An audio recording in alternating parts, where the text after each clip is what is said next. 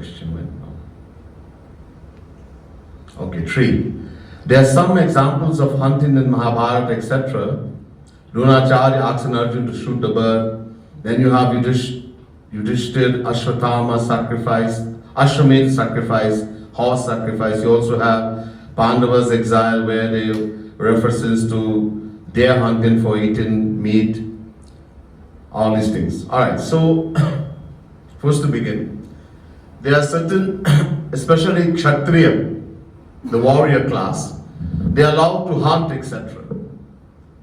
Right, in ancient times. And part of that, you will end up killing an animal.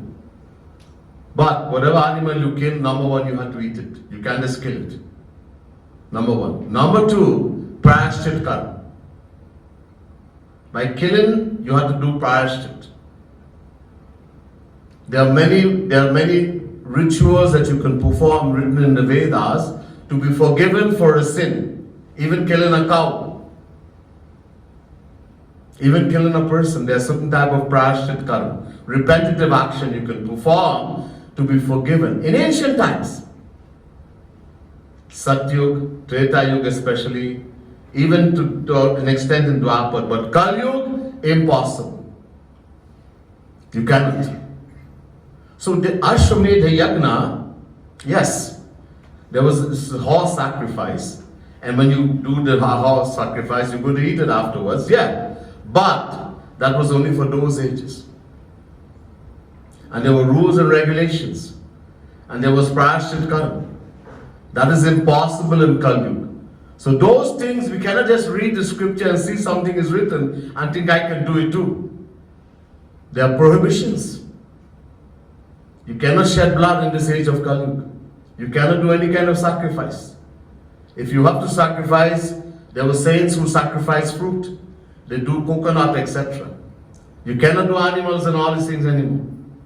Not in this age we live is called Kali Yuga.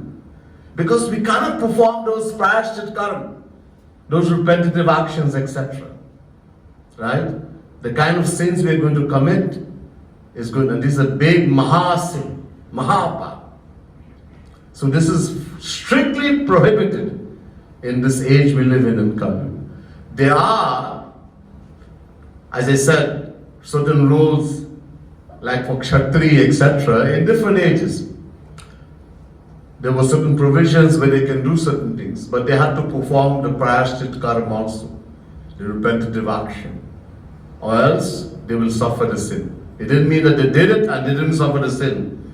If they did not perform the prayashchit karma, then they will have to suffer the sin of that action of killing the animal, etc. You see, don't just look at one thing, who did what. We have to know the whole story. Right? And these are all written in the Vedas, etc. Hindus justify all these instances of partake in meat. No, we don't. Does it mean it's okay to kill and eat meat? No. No karmic death, too much karmic. If you're eating fowl, chicken, goat, how many goat, how many chicken, how many duck you have eaten, so many times you'll have to come back as a chicken, as a fowl, as a goat, and somebody's going to eat you. This is written in Garud Puran, etc. Don't only read one scripture. There's karmic action, there's karmic fruit for everything. Besides going to hell and suffering, so many times that action will have to be worked out. If you read there's a book called Garud Puran, nobody will do anything wrong.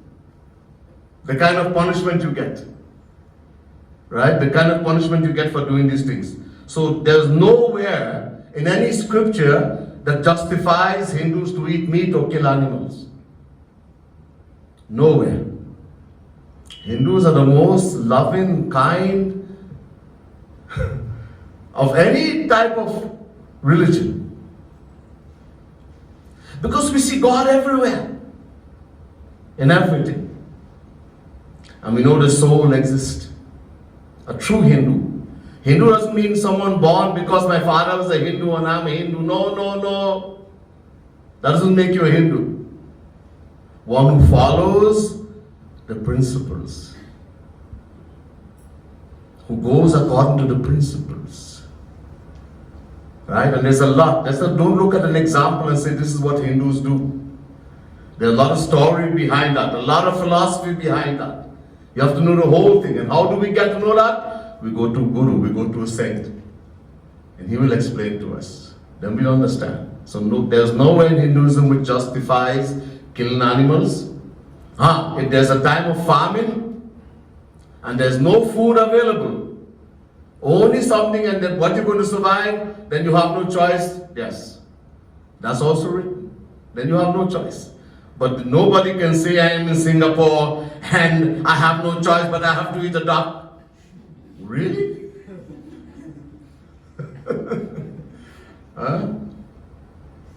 If there's a famine, there's nothing existent, no vegetable, no fruit, and you see the duck, then fine. And you have to eat to live. So that is there also in the scripture. So it doesn't justify anywhere. And that also, even though there is, yes, you're allowed to, but there's a sin still. Because you're killing. Alright? And as I mentioned, even in the vegetable, in the fruit, in all this there's life. In the tomatoes, the soul is everywhere.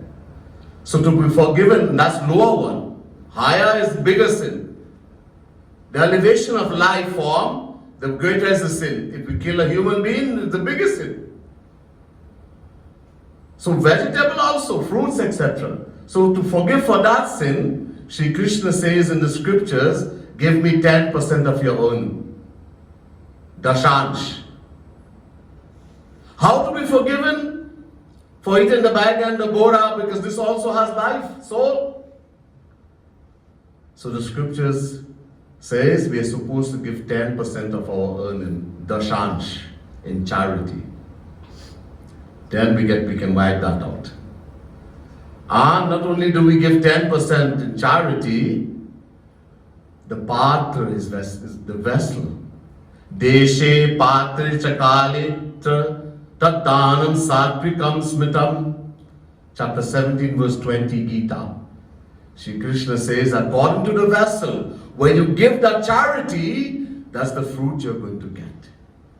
If you give someone, you see a guy on the road and you think he is begging, and then you give him some money and you give him some money and he goes and buys some alcohol or some drug and he gets intoxicated and he kills someone, then part of the sin is yours. You aided and abetted. You think he's hungry, buy some food and give to him. He doesn't want food, he wants drugs, or else he's a strong person, he can go and work. If somebody doesn't have a foot or arm, I can understand. Many times strong people. But we have to be very careful. It's good to do charity, it's good to do dhan.